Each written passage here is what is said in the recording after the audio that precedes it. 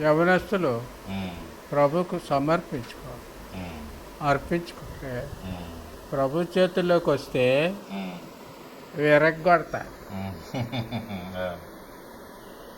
ఆ రొట్టెలకే ప్రాణం ఉంటే ఉమ్, అయ్యా అయ్యా ఎందుకయ్యా ఎరుతావు అయ్యా ఎరగొడతావేటయ్యా అనేది.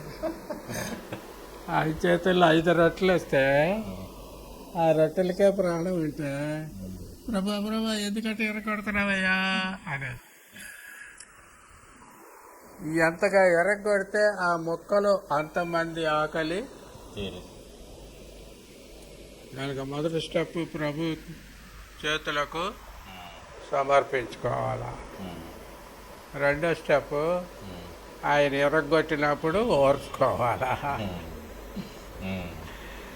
మూడో స్టెప్ ఆయన పాఠాలు నేర్పినప్పుడు నేర్చుకోవాలి. నేర్చుకోవాలి.